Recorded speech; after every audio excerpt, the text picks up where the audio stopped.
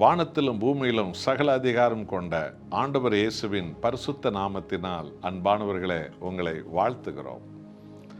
என்னை நோக்கி கூப்பிடு, உனக்கு தெரியாதும் அறியாதுமான பெரிய காரியங்களை செய்வேன் என்ற நம் தேவனுடைய சமூகத்தை இந்த நாள் ஆராதனை நாள், தேவனுடைய ஜெயம் பெற்ற தேவனுடைய நாமத்தை ஆராதிக்கும் நாள், சபைகளெல்லாம் தேவாதி தேவனுக்கு இதோ மகிமை செலுத்த நாள், கடந்த காலத்தின் பாவங்களுக்கு மன்னிப்பு கேட்க நாள், இனி வரப்போகிற நாட்களில் அவர் செய்ய போகிற அற்புதங்களுக்கு தேவ சமூகத்தில் நன்றியுள்ள விண்ணப்பங்களை ஏறெடுக்கும் நாள், இயேசுவின் வசனத்தினாலே நாம் பலப்படும் நாள், சுகமாகும் நாள், அவர் செய்த எண்ணிலடங்கா நன்மைகளுக்கு நாம் சொல்லனா கோடி கோடி நன்மைகளை கொடுத்து நன்றி சொல்லும் நாள் இந்த தேவனுடைய ஆராதனை நாள்.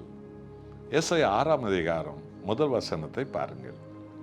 உசியா ராஜா மரணம் அடைந்த போது தேவனாகிய கர்த்தர் ஏசாயா தீர்க்கதரிசிக்கு பரலோக ராஜ்யத்தை திறந்து காட்டுகிறார். அந்த பரலோக சிங்காசனத்தில் பிதாவாகிய தேவன், ஆண்டவராய் இயேசு எனும் தேவன், ஆவியான அந்த மூவொரு தேவன், அந்த ஒரே தேவன் மகிமையின் சிங்காசனத்தில், சர்வ சிருஷ்டியை ஆளுகை செய்யும் சிங்காசனத்தில் பரலோகத்தில் அமர்ந்து கொண்டிருக்கிறதை ஏசாயா தீர்க்கதரிசி பார்க்கிறார். என்ன ஆச்சரியம்! பரலோகத்தில் அமர்ந்திருக்கிற தேவன் சிங்காசனத்தில் அமர்ந்திருக்கிற சமயத்தில் அவருடைய ஆடையினுடைய அங்கியின் தொங்கல்கள் பூமியில் இருக்கிற ஆலயத்தில் தொங்கிக் கொண்டிருப்பதை ஏசாயா பார்த்தார். பார்த்தீர்களா? உலக ராஜாக்கள் போவார்கள், வருவார்கள், கடந்து போவார்கள். அவர்கள் மனிதர்கள். உலகத் தலைவர்கள் எல்லோரும் மறைந்து கொண்டே போவார்கள். ஆனால் எல்லாவற்றையும் உண்டாக்கிய தேவாதி தேவன் நித்திய ராஜாவாக பரலோகத்தில் இருக்கிறார். அவருடைய ராஜ்யத்துக்கு முடிவே இல்லை. அவரை நோக்கி பார்க்கத்தான் தேவ ஜனங்களாகி நாம் எல்லோரும் அழைக்கப்பட்டிருக்கிறோம். இதை தான் ஏசாயா தீர்க்கதரிசிக்கு தேவன் இந்த பரலோக தரிசனத்தின் சிங்காசனத்தின் மகத்துவங்களை காட்டி அவர் வெளிப்படுத்தினார். அதோடு மாத்திரமல்ல, பரலோக சிங்காசனத்தில் இருக்கிற தேவனுடைய ஆடையினுடைய தொங்கல்கள் பூமியில் இருக்கிற தேவாலயத்தில் இருந்ததாம். இது எதை காட்டுகிறது? ஒவ்வொரு சபையிலும் ஆண்டவராகிய கடவுள் சிங்காசனத்தில் அமர்ந்திருக்கிறார், ராஜாவாக இருக்கிறார் என்பதை இது காட்டுகிறது. ஆமாம் அன்பானவர்களே, ஒவ்வொரு ஆராதிக்கிற சபையிலும் இயேசுவின் நாமம் மகிமைப்பட வேண்டும், பிதாவின் நாமம் மகிமைப்பட வேண்டும், ஆவியான சர்வ வல்லமையுள்ள கடவுள் மகிமைப்பட வேண்டும். அவருக்கே துதியும், அவருக்கே புகழும், அவருக்கே ஆராதனைகள் ஏறெடுக்கும் போதுதான் அவருடைய சிங்காசனத்தை நாம் காண முடியும்.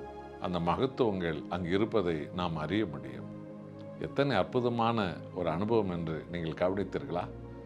ஆகவே அன்பானவர்களே, எபேசியர் 5:23 சொல்கிறது, கிறிஸ்து சபைக்கு தலைவராக இருக்கிறது போல, ஆம், உலகம் முழுவதும் உள்ள எந்த பேருள்ள சபையாக இருக்கட்டும், இயேசு ராஜாவே தலைவர். எந்த ஊழியக்காரர்களும், எந்த பாதிரியாரும், எந்த பிஷப்மார்களும், எந்த போதகமார்களும் தலைவர்கள் அல்ல, வேலைக்காரர்கள். நாம் எல்லோரும் வேலைக்காரர்கள். தேவனே தலைவராக இருக்கிறார். அவருடைய உடல்தான் சபை. கிறிஸ்துவனுடைய உடல்தான் சபை. அதற்கு அவர்தான் ராஜாவாக இருக்கிறார், தலைவராக இருக்கிறார். ஆகவே தேவ ஜனங்களே, நாம் சபை ஆராதனைக்கு போவதில் நேரத்தோடு போகணும். ரெண்டாவது, பயபக்தியோடு இருக்கணும். தேவனுடைய சிங்காசனத்துக்கு முன்பு நாம் பணிய வேண்டும் என்பதில் உண்மையுள்ளவர்களாக இருக்கணும். அவர் நம்மை உண்டாக்கினவர், உருவாக்குறவர், குணமாக்குறவர், நம்மை ஆசீர்வதிக்கிறவர், நமது விண்ணப்பங்களை நிறைவேற்றுகிறவர், நமக்கு ஆச்சரியமான அற்புதமான அடையாளங்களை நமக்கு செய்து நமக்கு உயர்த்துகிறவராய் நம்முடைய ராஜாதி ராஜாவான தேவன் சிங்காசனத்தின் ராஜாவாக இருக்கிறார். ஆகவே தேவனுடைய சபை என்பது அந்த பரலோக சிங்காசனத்துக்கு முன்பு நாம் எல்லோரும் பணிந்து வணங்கி குனிந்து அவரை ஆராதிக்கிற ஒரு அன்பின் வாசலாகும். என் அன்பானவர்களே, இப்படிப்பட்ட பரிசுத்த சிந்தையோடு தெய்வ பய எண்ணங்களோடு கூட சபை ஆராதனைகளில், சபை தேவ செய்திகளில், சபை ஐக்கியங்களிலெல்லாம் நாம் ஈடுபடுவதுதான் இனி வரப்போகிற நாட்களில் இந்தியாவில் தேவனுடைய வல்லமை, இயேசு கிறிஸ்துவனுடைய அக்கினி இந்தியா முழுவதும் பரவ வேண்டும். இயேசு என்னும் ராஜ்யத்தினுடைய இந்த சபை ராஜ்யம் இந்தியா முழுவதும் வளர வேண்டும். இந்தியா முழுவதும் அல்ல, அத்தனை பக்தியுள்ள ஜனங்களும் மெய் தேவனை பணிந்து கொள்ளும் நாட்கள் வர வேண்டும் அல்லவா? அந்த பரிசுத்த பயத்தோடு கூட தேவ பாதத்தை இந்த நாளில் நாம் வணங்குவோம். பரிசுத்த தேவன் சிங்காசனத்தில் சபையில் அமர்ந்திருக்கிறார். நாம் ஜெபிப்போமா?